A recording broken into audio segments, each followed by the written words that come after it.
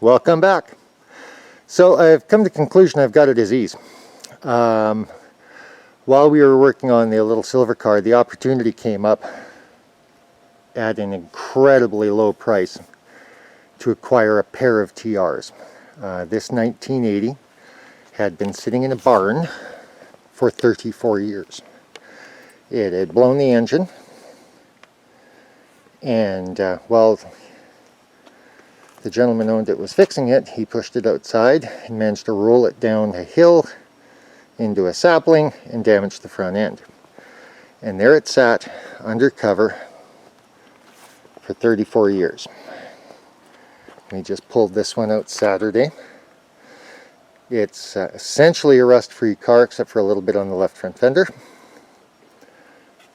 with a gorgeous top, filthy right now, that needs a back window.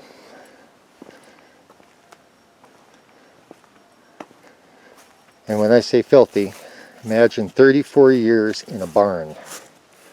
We have got more buildup of squirrel meal residue and everything else than you could possibly believe. So we'll be cleaning these up,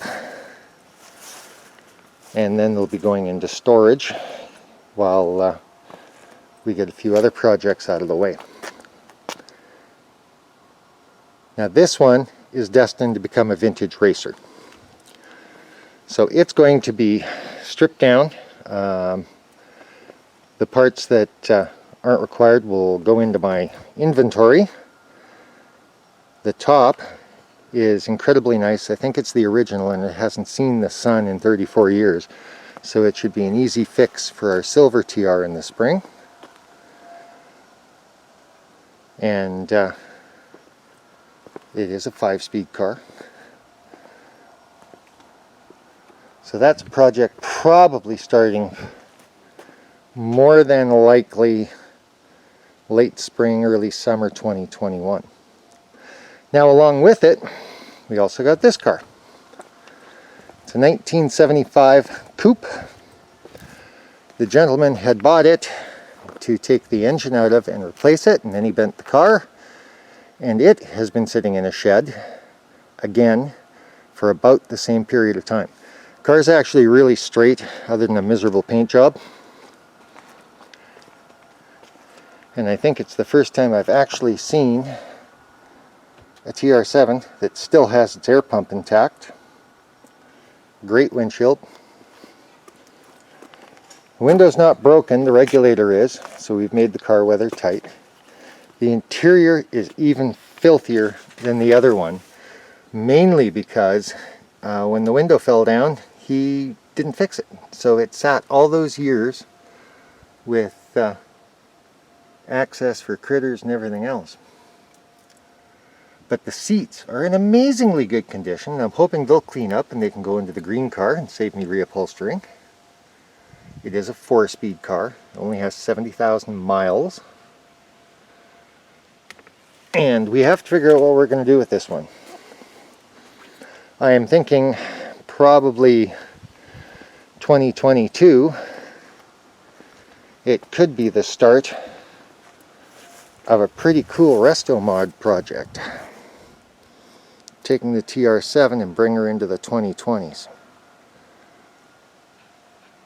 But we'll see what happens as time passes. So there's our barn finds. Now, with the barn finds came this incredible collection of parts.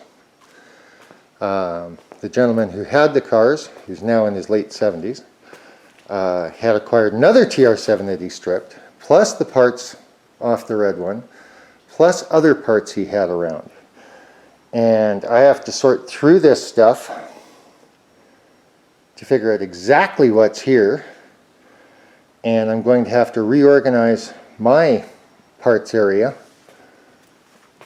so that I've got room for it. I wasn't anticipating this, but the deal was so incredible I couldn't say no. And then the gentleman made it even sweeter by providing me a complete overhaul kit for the 2-liter.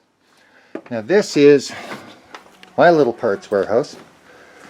So I've got to reorganize this before winter.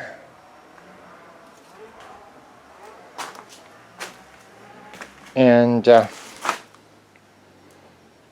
make room for all those other parts.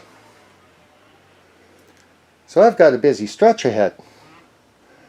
What I will be doing, now that I've somehow accidentally become a TR7 specialist, is going through, and I'm going to have to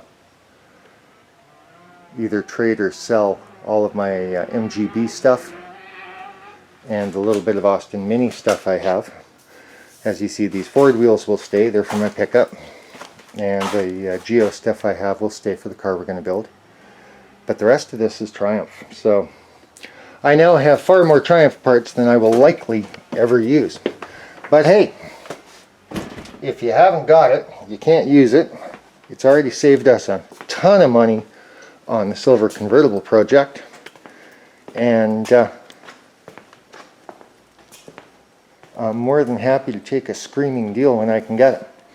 So until next time, which may be a week or two, have a great day, a great time, and we look forward to seeing you.